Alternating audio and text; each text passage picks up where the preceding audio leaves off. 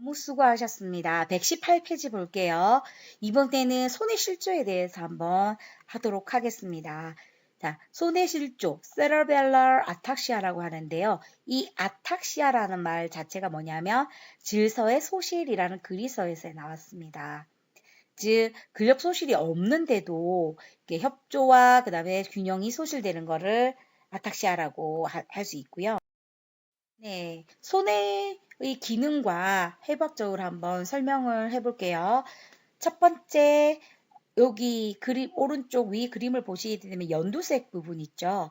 팔레오세러벨룸, 옛 손해라고 하거든요. 그래서 이거는 척수손해라고도 하는데, 얘는 왜 그러냐면, 이 척수가 손해하고 연결이 되어 있어요. 그래서 그 부분을 척수손해라고 하는 거예요. 그래서 손해하고 연결이 되어 있기 때문에 운동 실행이죠. 운동 실행하고 연결되어 있고 근긴장도를 조절합니다. 특히 머리와 몸통, 팔다리 고유 감각, 촉각, 악각 수용기가 분포가 되어 있죠. 그래서 보니까 여기가 손상을 당하게 되면 활동 떨림이 생깁니다. 연두색 부분 아시겠죠? 자, 그렇다면 두 번째 이 안뜰 부분하고 연결된 거. 전정기관 또는 안뜰, 평형하고 관련된 부분이죠. 얘와 손해가 또 연결되어 있어요. 그거를 원시 손해라고 합니다.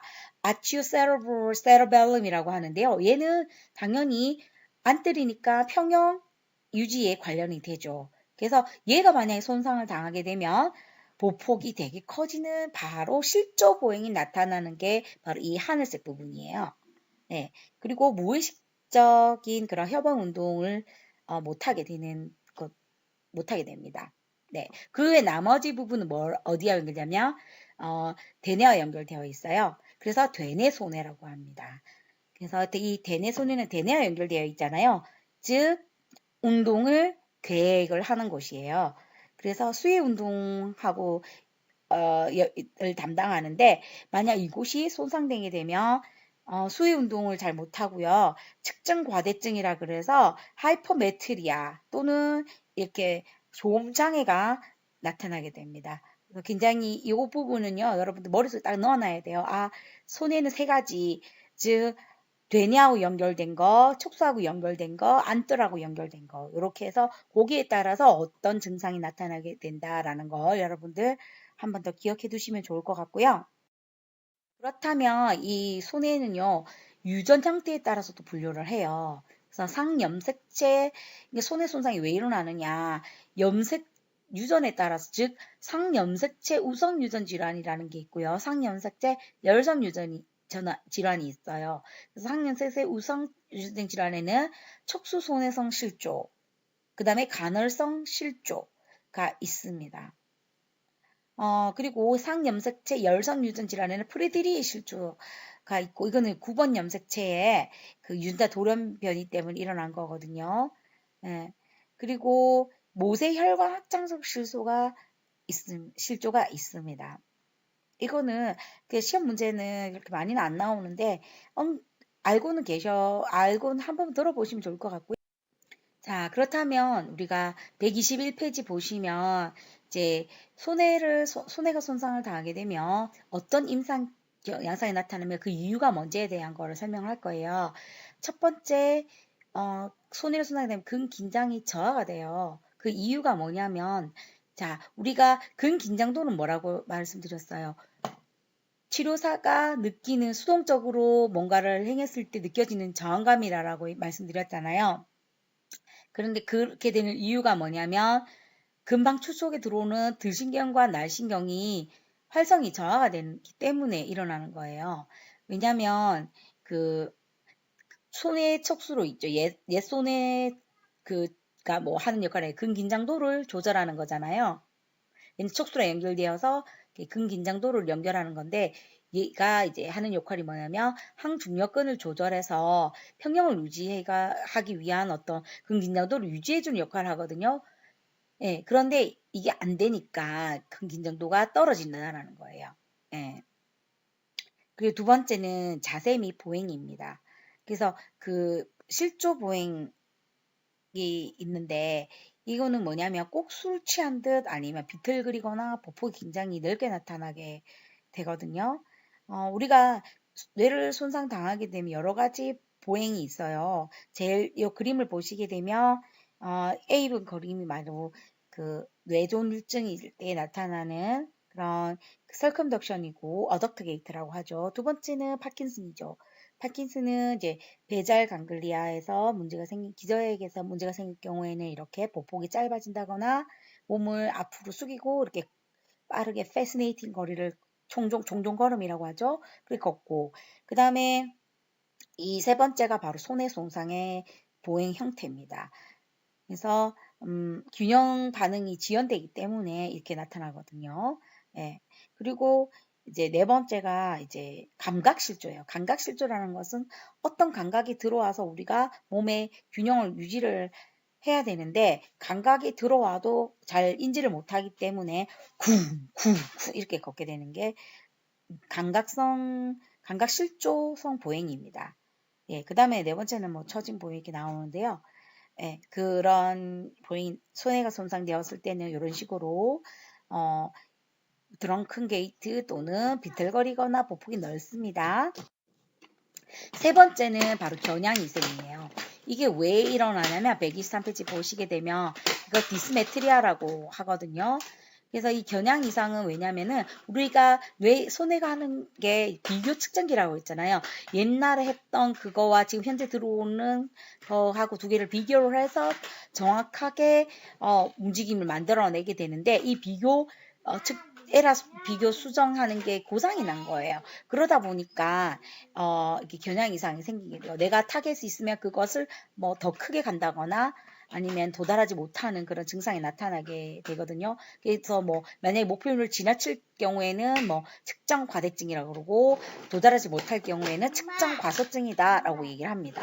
그래서 이 비스메트리아를 그 평가하는 게 finger to nose 테스트라 해서 손가락을 코에 갖다 대보세요 라고 한다거나 아니면 힐을 갖다가 정강이 위에다 올려놓고 내려보세요 라고 했을 때 이게 똑바로 못 내리는 게 있고요. 빠른 교대 움직임도 바로 이 디스메트리아를 평가할 수 있는 겁니다. 지금 같이 평가랑 어떤 증상하고 같이 할게요. 지금 자, 그 다음에 네 번째가 협응운동 불능입니다. 그래서 작용근, 대안근, 협력근, 고정근 등이 이제 이 조화를 협응이 안 되게 일어나는 거예요. 그래서 움직임 궤적이 굉장히 비정상적으로 치우치게 되는 거죠. 그래서 예를 들면은 여러분들 반동 운동장에서 그림이 보이죠. 그래서 환자 보고 이렇게 팔을 굽히라고 그래요. 그리고 딱 잡고 있다가 환자분 보고 버티세요 하다가 갑자기 치료사가 손을 딱 놔버렸을 때 우리는 그거를 조절해서 딱 멈추잖아요. 근데 환자는 막 힘을 주고 있다가 갑자기 딱 놔버리니까 튀용튀용 한다라는 거예요. 이거를 그 반동 검사라고 합니다. 네, 그래서 이거를 협응운동 불능을 평가하는 게 힐투신 테스트 하고요. 위에 그러니까 그 종아리 위에다가 올리고 쭉 타고 내려보라 그랬을 때 요거 하고요. 이거 하고 그다음에 반동 검사.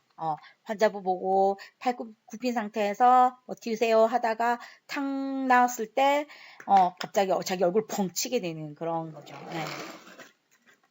이렇게 평가를 할 수가 있고요. 다섯 번째는 상반 운동 반복 장애라고 그래가지고요. 빠르고 반복적인 그런 움직임을 수행하는데 어려움이 있는 거예요. 그래서 프로네이션은 스피네이션 빨리빨리 해보라 그러면 이거를 리듬도 안 맞고요. 잘 할 수가 없습니다.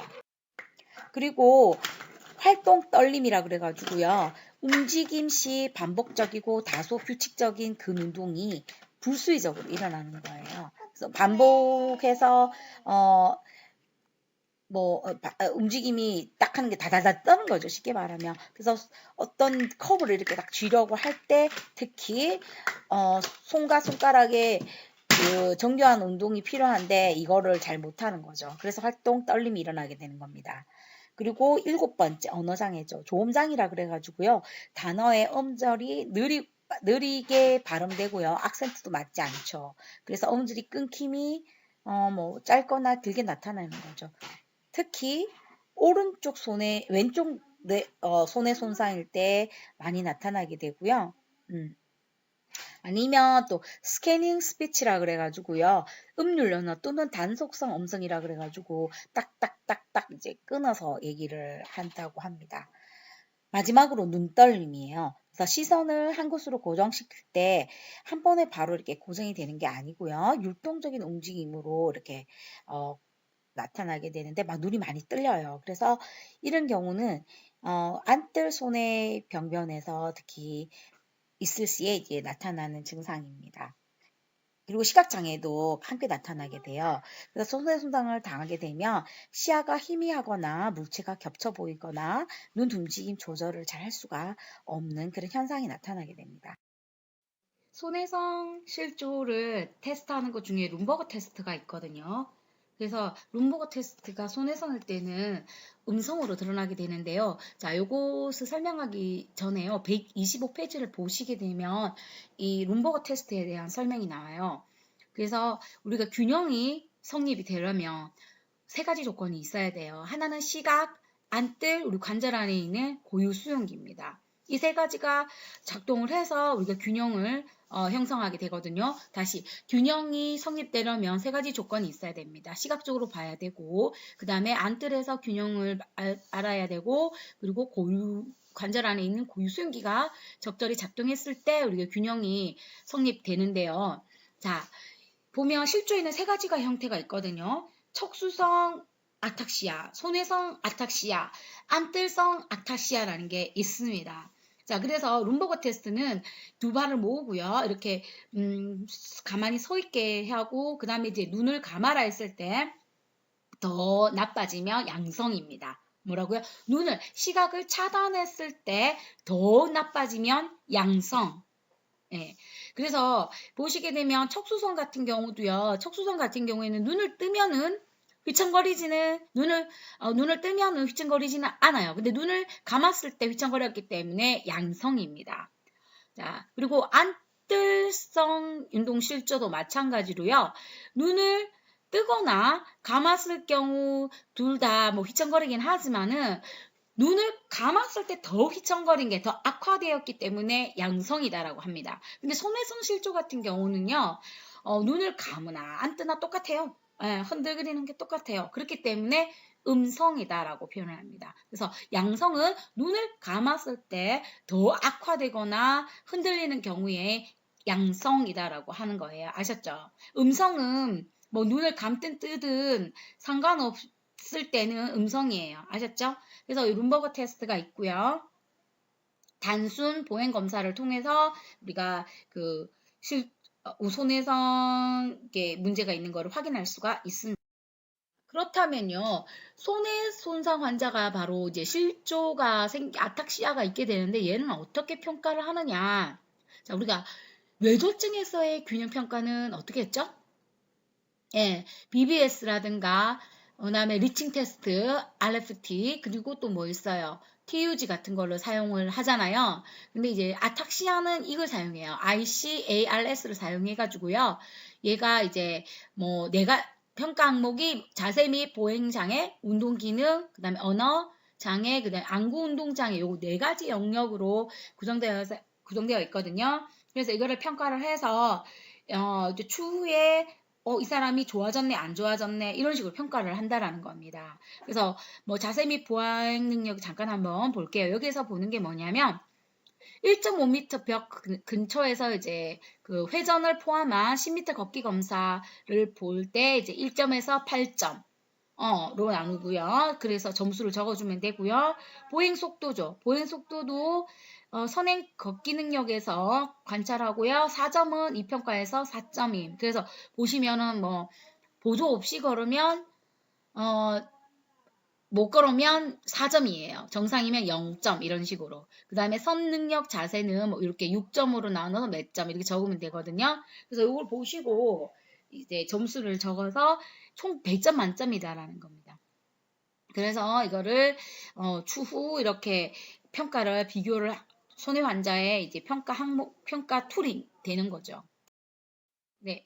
그 다음에 이제 진단 평가가 있는데 의학적 평가로는요.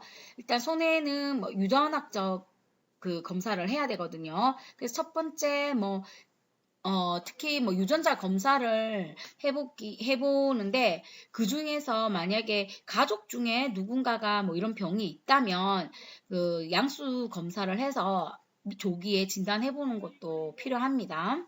그래서 양수 검사는 딴 게 아니고 양수를 축출을 해가지고 거기에 있는 세포를 배양을 해서 키워요. 그렇게 해서 이제 보는 거거든요. 음. 그래서 여기까지 이제 손해에 대한 이제 실질적인 중재에 대해서 알아보았고요. 3개월 시에는 이제 손해 환자에 대한 어떤 그 운동법 있죠? 그거에 대한 설명을 해보겠습니다. 수고하셨습니다.